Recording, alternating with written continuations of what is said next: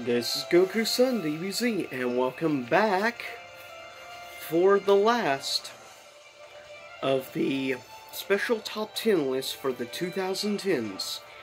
First was my favorite top 10 favorite fighting games of the 2010s, then RPGs, and then films.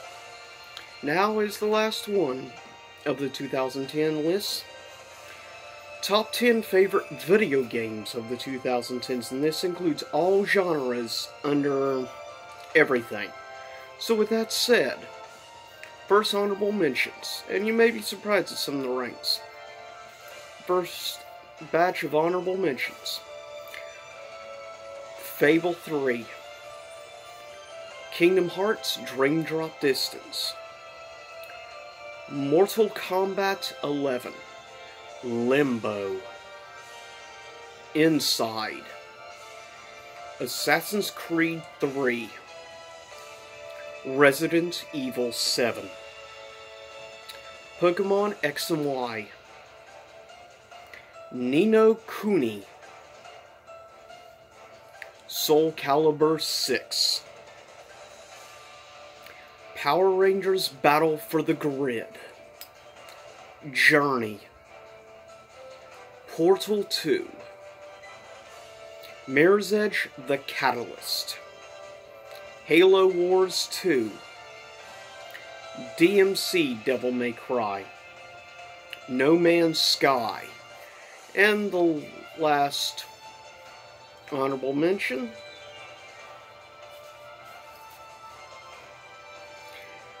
Nier Automata. Coming in at number 10 of my favorite video games of the decade. Released in 2017. This is gonna surprise some people. This was like my third favorite fighting game of the decade. And this is overall my 10th favorite video game of the decade. Somewhat controversial opinion, definitely, but here it is. Coming in at number 10, Marvel vs. Capcom Infinite comes in at number 10. Coming in at number 9 is a tie between two great, somewhat indie platform slash, well, an artsy platformer slash puzzle game, I guess you could say. More or less, slash adventure. There's a lot of slashes. Both released in 2017, funny enough. First off, Air Memory of Old, which is a superb game, and I highly recommend it to anyone who's not played Air Memory of Old. It's an awesome game where your character can transform into a bird, and you can travel to different floating islands, sort of like a little game called Skyward Sword. Tied at number 9 is the game that was my number 1 game of 2017, and that is Rime, which of course did a great game called Guilt, exclusive to Google Stadia, which actually I'm going to give honorable mention now to Guilt. But coming in at number 8, released in 2014, it is hands down my favorite exclusive from the Xbox One. Coming in at number 8 is, in my opinion, kind of a criminally underrated game from Insomniac. Coming in at number 8 is Sunset Overdrive, or as I like to call it, Jet Grind Radio in third-person shooter format. That's what it is. It's a third-person shooter meets Jet Grind Radio. And also has some of the punkish type music and stuff you would think in games like that. I've always been a big fan of the cel shade art style. And I like a lot of the 90s style punk rock and stuff they use. Being a fan of years of bands like Green Day and Offspring, it's definitely cool. Coming in at number 7 is a tie one of a couple, actually, more ties. Coming in number 7 is a tie between, released in 2018, The Legend of Zelda, Breath of the Wild, is tied at number 7 spot for the decade with, released in 2019, Kingdom Hearts 3. Personally, in some aspects, I like Kingdom Hearts 3 more than I like Breath of the Wild. But keep in mind, of course, Legend of Zelda is one of my top 10 favorite franchises of all time. But Kingdom Hearts is my number 1 favorite franchise of all time. So there's a little bias, to be fair. But I tied them together both at 7th place for the decade. I think they're both solid games, in my opinion. Coming in at number 6 was a real surprise game that I'm amazed at how much I really enjoyed it, and this game ended up my number 2 favorite game of 2019. But is my number 6 favorite game of the entire decade. Coming in at number 6, released in 2019, Bloodstained: Ritual of the Night, which I've ended up going out of my way to get all 3 ports of the game. That should say how much I actually really enjoyed Bloodstained: Ritual of the Night, which of course made by the creator of, in my opinion, the best Castlevania game, Symphony of the Night. Coming in at number 5 is another tie between pretty much, in my opinion, easily 2 of the greatest fighting games, pure and simple, definitely, of this decade. And they're tied for the 5th spot for the entire decade of overall games, so not bad. First released in 2013, exclusive to, of course, Xbox One.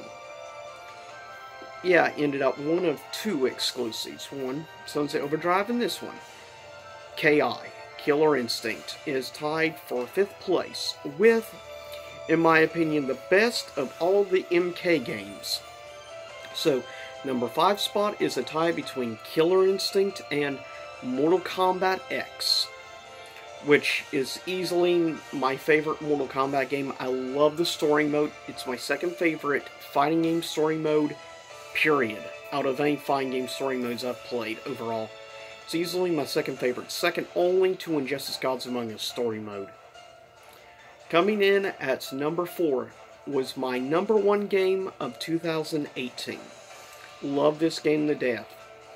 And I could see sometime in the future popping back on the game sometime and playing it again, just so I could finally kill the Valkyrie Queen. And that is, coming at number 4 spot, God of War.